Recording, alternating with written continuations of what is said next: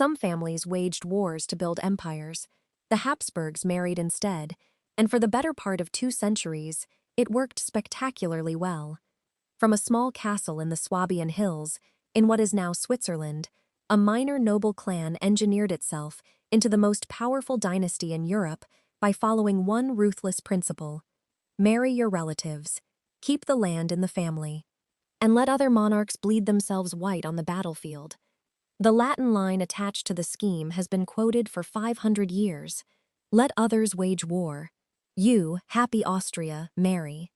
For roughly 2 centuries, that strategy delivered Spain, Austria, the Holy Roman Empire, the Netherlands, parts of Italy, and a stretch of the New World so vast that the sun never genuinely set on it. And then biology came to collect. Consider what it collected. A woman whose so-called madness was very likely invented by her own father to take her crown. A bride who died at 35 of infection after delivering a stillborn son, having carried 7 pregnancies in 13 years.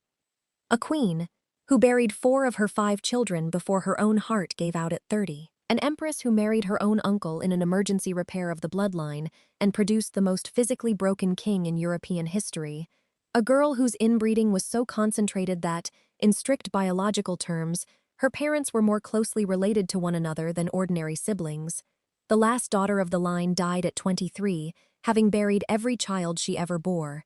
These are the women who held the Habsburg Empire together with their bodies, and whose bodies, in the end, paid the bill for all of it. The origins were unremarkable: minor Swabian nobility with a castle in what is now Switzerland, a family that began with ambitions far larger than its means. They could not outfight the French, or the Ottomans, or the city-states of Italy, so they outmarried them instead. Daughters were sent to foreign courts, sons brought foreign princesses home, and through one patient generation after another, the family gathered duchies and kingdoms and crowns by inheritance rather than conquest. The famous line attached to all this, Bella gerent Ali, tu Felix Austria nube, is usually presented as official Habsburg policy, though the truth is messier. It appears to have begun as a late 15th century epigram attributed to King Matthias Corvinus of Hungary, commenting sourly on the marriages of the Emperor Maximilian I. Whether or not the family ever adopted it as a motto, it described exactly what they did. By the early 16th century, Maximilian's grandson, Charles V, ruled an empire so geographically absurd that he spent most of his reign physically traveling between its parts. Spain, the Netherlands, Austria, Bohemia, Hungary, parts of Italy, and the silver mines of the Americas all answered to one man, and no single human being could govern the whole of it. In 1556, exhausted, Charles abdicated and split the inheritance in 2. To his son, Philip II, went Spain, the Netherlands, the New World, and the Italian holdings. To his brother, Ferdinand I, went Austria, the imperial title, and the Eastern crowns.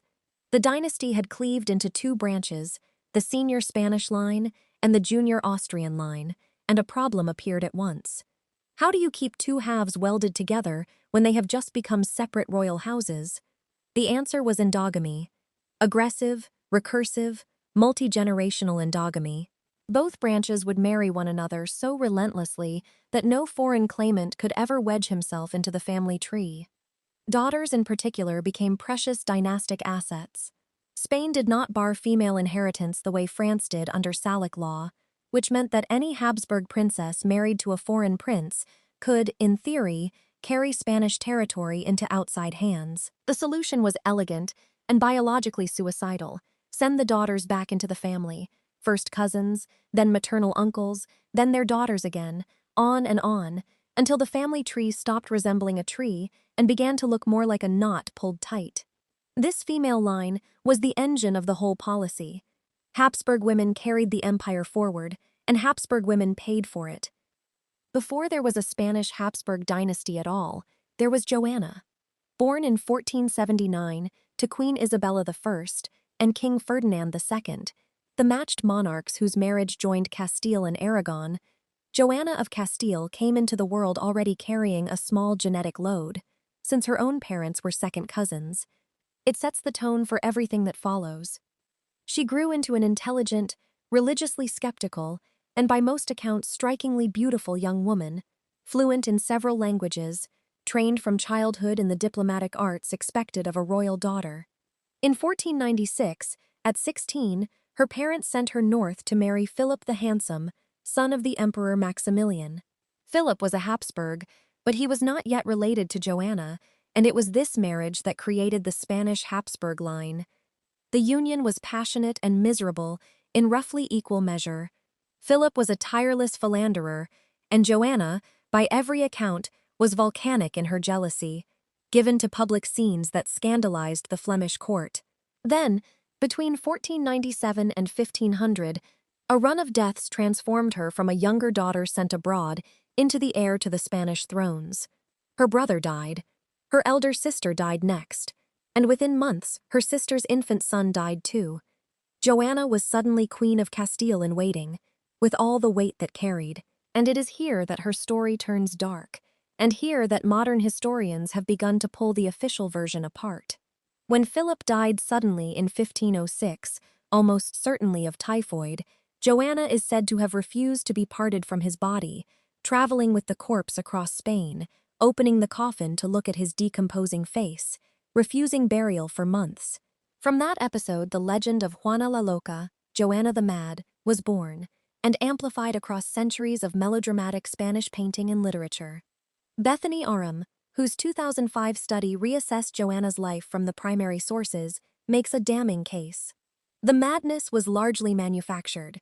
Her father, her husband, and in time her own son, all had powerful reasons to declare her unfit to rule, and each of them, in turn, locked her away and governed in her name. She spent the last 46 years of her life confined to a single suite of rooms at the castle of Tordesillas in central Castile. Whether she was genuinely ill or simply a sane woman driven by decades of imprisonment toward despair is a question that can no longer be answered with any certainty. What is certain is that her son, Charles V, kept her locked up until her death in 1555, at the age of 75, while he ruled Europe in her name. Her own children were not yet products of the consanguinity that would later define the family. Charles V carried an inbreeding coefficient of just 0.037, reflecting only the slight overlap from his grandparents' second cousin marriage. The biological catastrophe had not yet begun, but the political pattern was set, and it would shape every Habsburg woman who came after. Valuable, controlled, married where it suited the family, and set aside when she became inconvenient. Charles V needed a queen, and the diplomatic options pointed everywhere except home. He could have married a French princess, an English one, an Italian. Instead, in 1526, he married his first cousin, Isabella of Portugal. She was the daughter of King Manuel I of Portugal and Maria of Aragon, who happened to be the younger sister of Charles's own mother, Joanna. Bride and groom shared a grandmother in Queen Isabella I of Castile, and the dispensation was waved through without complaint. By the standards of dynastic politics, the marriage was a genuine love match. Charles fell hard, kept Isabella close, and made her regent of Spain whenever he traveled away to deal with the German Reformation, or the French Wars, or the Ottoman advance. Together, they produced a rapid succession of pregnancies. Isabella bore 7 children in 13 years, of whom 3 survived to adulthood: Philip, the future King of Spain; Maria, who would marry her own first cousin and carry the line onward; and Joanna, who married into the Portuguese royal house. The cracks were already showing. 4 of Isabella's 7 pregnancies ended in death, in stillbirth, in infancy, or in early childhood. The inbreeding coefficient of her children climbed from Charles's 0.037 to 0.074 in a single generation, the unmistakable signature of a first-cousin marriage laid on top of existing ancestral overlap. Each new generation of cousin marriages doubles the genetic similarity, and the children of Charles and Isabella were already carrying nearly twice the load of their father. In 1539, Isabella delivered her 7th child, a son, prematurely. The baby died. She took an infection from the birth and lingered for 2 weeks in agony before dying at 35. Charles was destroyed by it. He never remarried, wore black for the rest of his life, and carried her portrait with him on every journey afterward. When he abdicated in 1556 and retired to a monastery in Extremadura to die, he kept her image at his bedside. Charles loved her. He also planted the strategy that would finish his family. Of Charles's surviving children, his daughter Maria holds the grim distinction of being the woman who locked the two Habsburg branches back together at the level of blood. Born in 1528, raised at the Spanish court, and educated for the role her parents had already chosen, Maria married, in 1548, at 20, her first cousin Maximilian, the son of her uncle Ferdinand I. With that single wedding, the Spanish and Austrian Habsburgs were stitched back together biologically, barely a generation after Charles had divided them politically. Maximilian became Holy Roman Emperor in 1564, which made Maria empress. Together they had 16 children. The reproductive labor borne by this one woman, in an age before pain relief, before antibiotics, before any reliable care in childbirth, is almost beyond modern comprehension. Of the 16, 9 survived to adulthood, an unusually good ratio for the period and the family, but still meaning that 7 of her children went into the ground young. Among the survivors were 2 future emperors, Rudolph II and Matthias, and a daughter who would prove central to the family's undoing, Anna of Austria. The marriage Anna eventually made would push the bloodline into territory that earlier generations had only flirted with. Maria herself was a fierce Catholic in an age when her husband flirted dangerously with Lutheran sympathies. She pressed him toward orthodoxy, raised her children as devout Catholics in a divided court, and outlived him by nearly a quarter of a century. After Maximilian's death in 1576, she returned to Spain and passed her remaining decades at the convent of Las Descalzas Reales in Madrid, living out her widowhood among the nuns. She died there in 1603, at 75, having buried 7 of her own children and most of her siblings. Her portrait at Las Descalzas shows a woman with the prominent lower jaw that was becoming a family signature. The Habsburg jaw was not yet the cruel deformity it would become, but it was already visible in Maria, and her great-grandson, Charles II, would inherit the same feature in a far more crippling form. Philip II of Spain had a problem. By 1568, he had buried 2 wives and his only surviving male heir, his deeply troubled son Don Carlos, and he needed another queen quickly. The options narrowed almost at once to a single candidate, his niece, Anna of Austria, the daughter of his sister Maria, and his cousin Maximilian II. Anna was 21, Philip was 43, and he was her maternal uncle and also her father's first cousin once removed, because the branches had already begun looping back through themselves. The Pope issued the necessary dispensation, and the marriage took place in 1570, at Segovia, with appropriate magnificence. The biological consequence of an uncle marrying his niece is brutal. Children of such a union begin at a baseline inbreeding coefficient of 0.125, the equivalent of repeated brother and sister mating in earlier generations.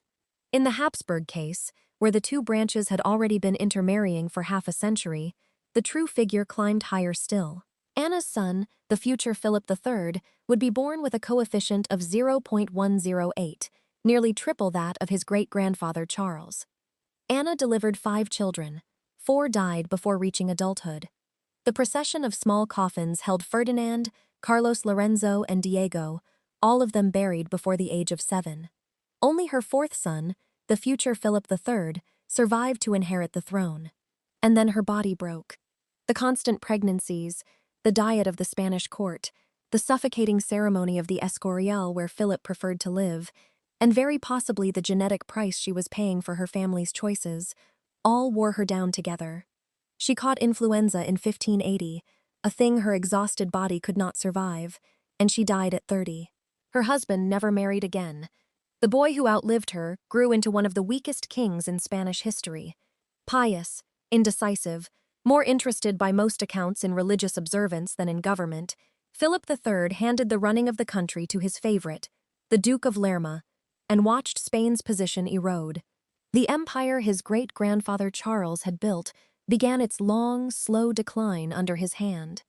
Philip III needed a wife.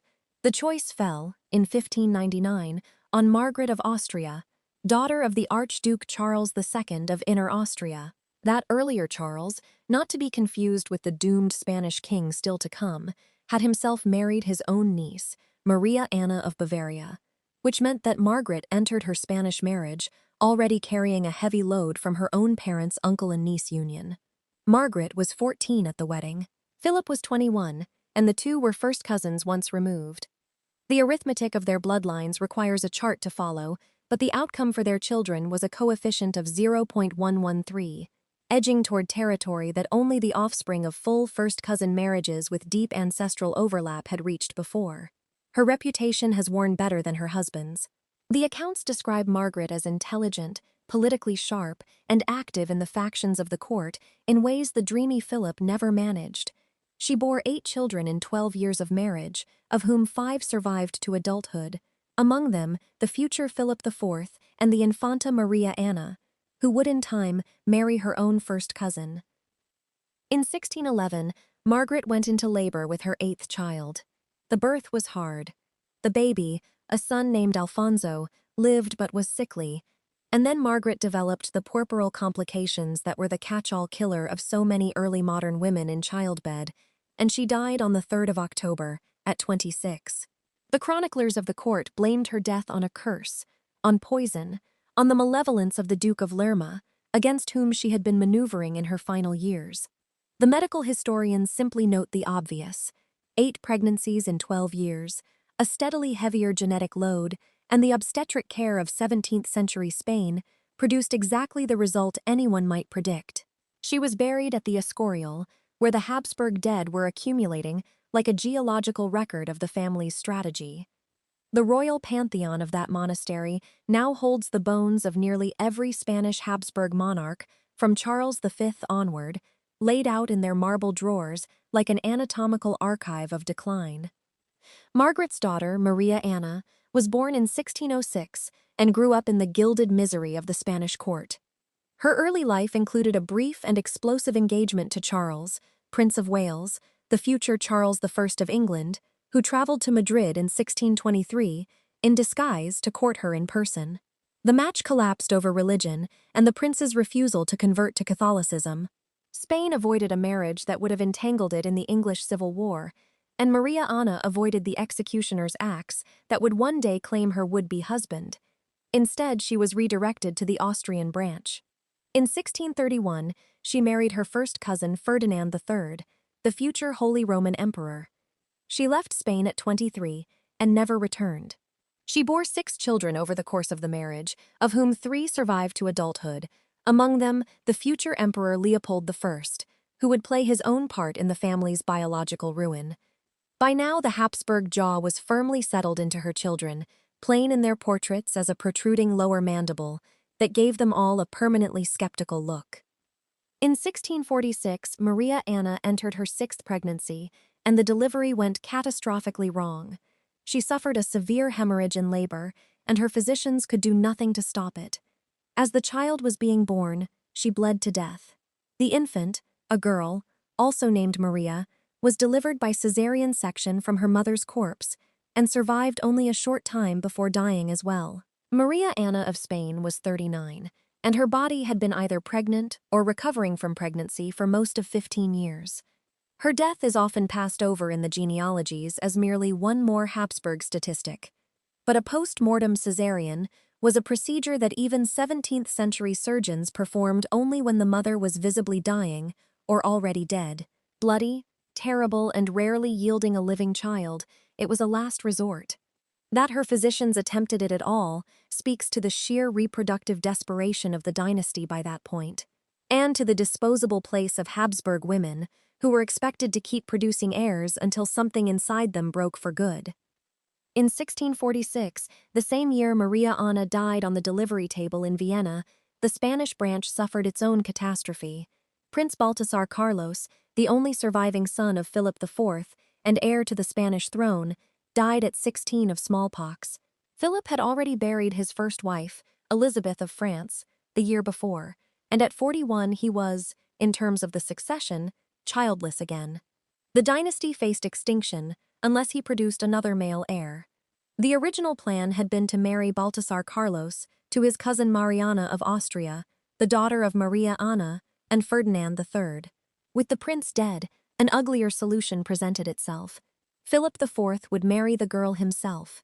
Mariana arrived in Madrid in 1649, the wedding already performed by proxy in Vienna.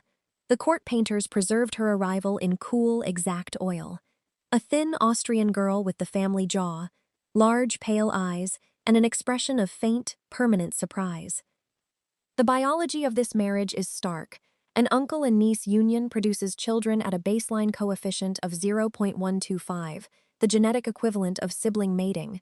Lay that on top of a century of accumulated Habsburg cousin marriages, and the result approaches the level seen only in farm animals deliberately inbred to fix a chosen trait. Mariana's son with Philip IV would carry a coefficient of 0.254, meaning that over a quarter of his genome was homozygous, holding two identical copies of recessive alleles drawn from the same ancestral source. Mariana delivered 5 children. Only 2 survived to adulthood.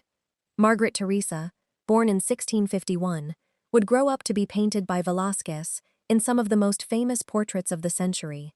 Charles, born in 1661, would grow up to be the broken last monarch of the Spanish Habsburgs. The marriage to her uncle was not a happy one. Philip IV, exhausted, depressed, and increasingly convinced that the military and economic decline of Spain was a divine punishment for his own sins, withdrew into religious obsession. Mariana, isolated in the Spanish court at 15, at 16, at 18, found her only confidants among her ladies-in-waiting and her Jesuit confessor.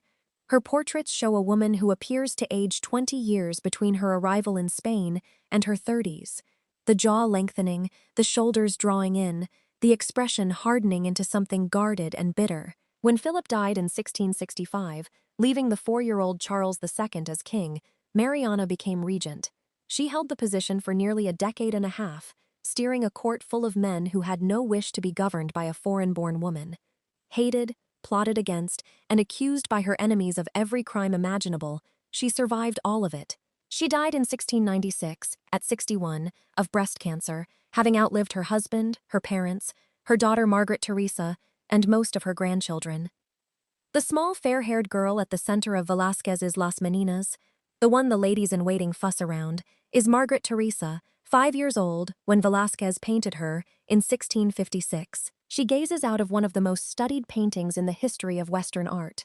Most of the discussion fixes on the painter, the mirror, the perspective, the clever commentary on the act of painting itself, and the girl is reduced to a piece of the composition.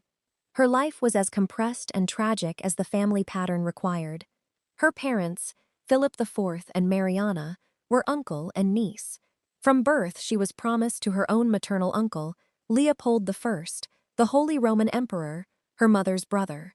Through the interlocking pedigree of the family, Leopold was at once Margaret Teresa's maternal uncle and her father's first cousin. Her future husband and her mother's only living brother were the same man.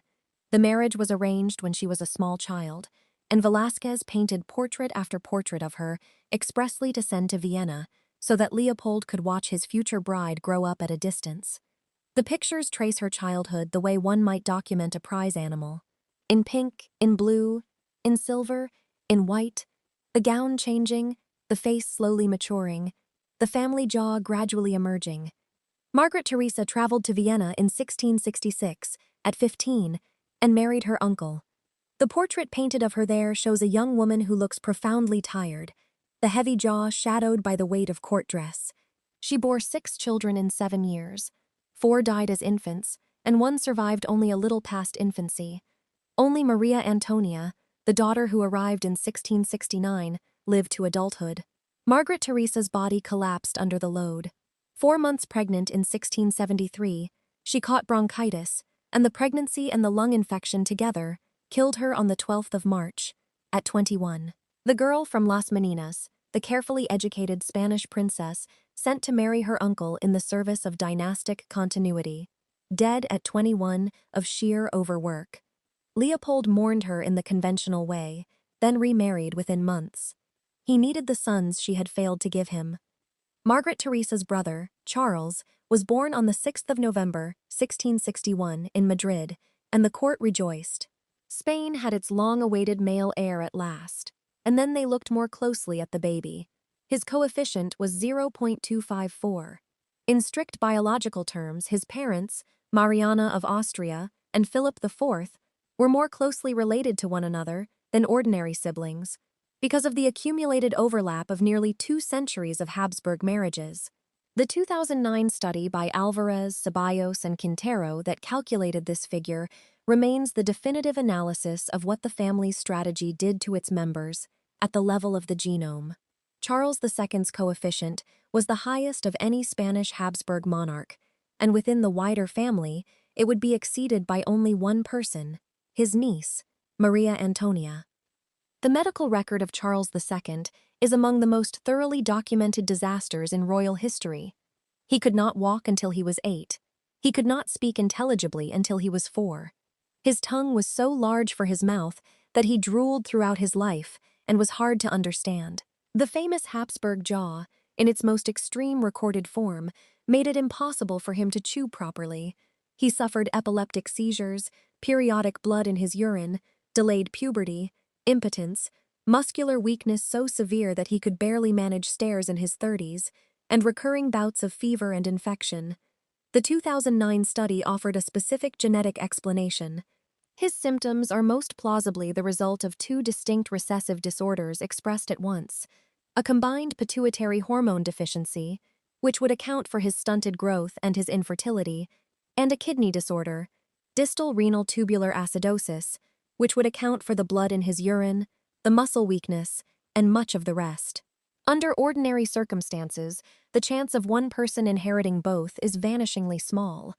2 centuries of consanguineous marriage made it not merely possible, but predictable.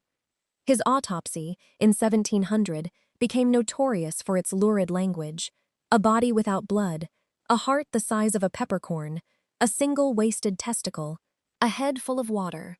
Modern medical historians, the Spanish physician Pedro Gargantilla among them, treat these descriptions with serious skepticism. Performed in an age still working under medieval humoral theory, the autopsy was shaped to support the prevailing story that the king had been bewitched. As anatomy, it is dubious. As propaganda, it is fascinating. Charles II married twice. Neither wife conceived. He was almost certainly impotent and probably sterile, a fact that the diplomats of Europe had been quietly building into their calculations for decades. He died on the 1st of November 1700, at 38, and with him, the Spanish Habsburg line came to an end. His sister Margaret Teresa had died 27 years before him, and the reproductive future of the family had effectively ended long before that. His will, signed in his last days, named Philip of Anjou, grandson of Louis XIV of France and a great-grandson of Philip IV through the female line, as his heir. That choice ignited the War of the Spanish Succession. The final irony of the whole strategy is written into that succession: that the throne could plausibly pass to a French Bourbon or to an Austrian Habsburg, and that both rival houses held legitimate claims through the Habsburg female line, was precisely the outcome the marriages had been designed to prevent. Habsburg daughters had been married back into the family for 2 centuries to keep foreign claimants out. In the end, it was the daughters they had been forced to send abroad, above all Maria Theresa of Spain, sent to marry Louis XIV, who delivered the claims that destroyed the Spanish branch. There is one more woman in this story, and her numbers are the worst of all. Maria Antonia of Austria was born in 1669, the only surviving child of Margaret Theresa of Spain and Leopold I. Her parents were uncle and niece, and also first cousins. Her maternal grandparents, Philip IV and Mariana of Austria, were uncle and niece as well. Her paternal grandparents, Ferdinand III and Maria Anna of Spain, were first cousins. In every direction her ancestry pointed, the same small handful of Habsburg names came back. Her own inbreeding coefficient was 0.305, the highest verified figure of any extended member of the family, exceeding even the 0.254 of Charles II. Her parents shared more genetic material than ordinary siblings, her grandparents on both sides shared more than ordinary cousins, and that overlap had been compounding through her entire pedigree for generations. And yet, against all of it, she did not visibly suffer the way Charles did. The genetic lottery is cruel and uneven. Painted as a thin, serious girl with the family jaw, considered healthy enough to be politically marriageable, Maria Antonia appears to have been a reasonably well young woman. In 1685, at 16, she married Maximilian Emanuel, Elector of Bavaria, who was her second cousin. By Habsburg standards, this was very nearly marrying a stranger. She mattered because she stood second in line to the Spanish throne behind the childless Charles II. Her mother had renounced her own claim on marriage, but the renunciation was conditional and contested, and any son Maria Antonia bore might inherit Spain outright, stepping past both the French Bourbons and the senior Austrian Habsburgs. 3 pregnancies followed. None of the children reached adulthood. The first 2 died as infants. The third, a son named Joseph Ferdinand of Bavaria, was born in 1692 and lived just long enough to be named, in the great negotiations over the European succession, as the compromise candidate for the Spanish crown, the neat Habsburg answer to the crisis that Charles II's impotence had created. He died in 1699, at 6, of smallpox, or possibly of poison, depending on which rumor of the day one believes. His mother did not live to see it. Maria Antonia had died in 1692, at 23, worn out by the 3rd pregnancy that produced him. The official cause was puerperal fever. The real cause was the same combination that had killed her mother, her grandmother, and her great-grandmother. Too many pregnancies, too young, in a body carrying a load her ancestors had been building for 2 centuries. When her son died 7 years later, the entire branch of the succession that ran through her body was extinguished. Her bones lie in Munich, and her son's lie in the Theatine church there as well. Having never reached the Spanish throne his mother's pedigree had been engineered to deliver. The numbers, gathered in one place, are difficult to take in.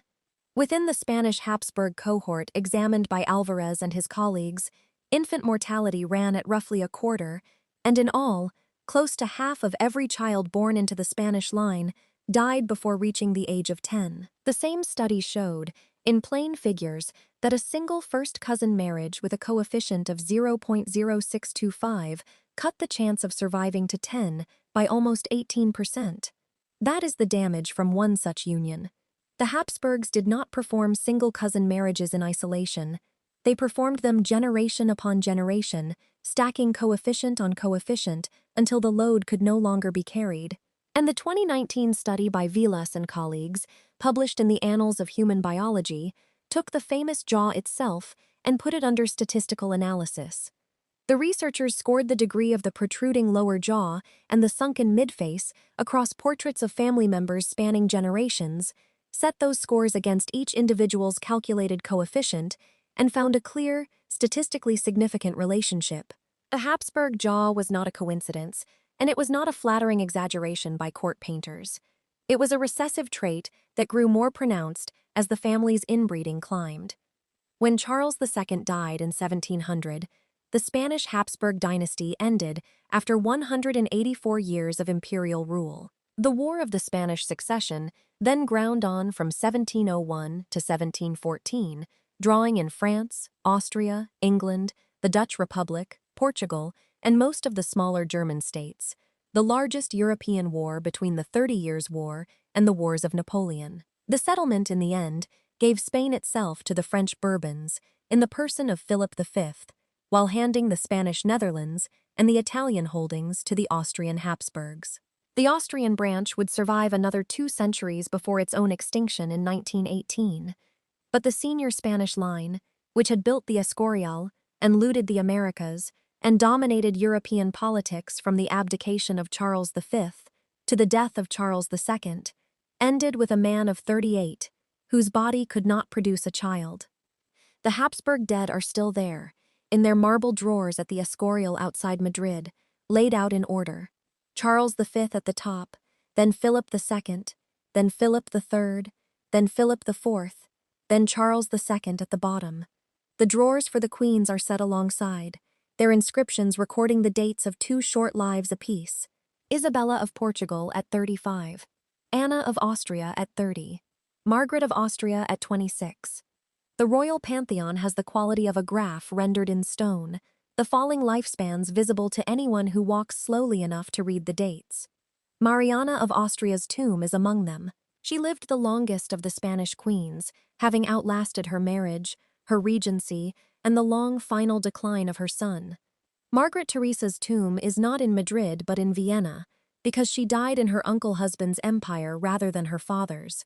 In the Kunsthistorisches Museum in Vienna, the Velázquez portraits of Margaret Teresa as a child still hang on the walls. Visitors stand before them and admire the silver thread on her gowns, the small dogs at her feet, the exact rendering of the jewels in her hair.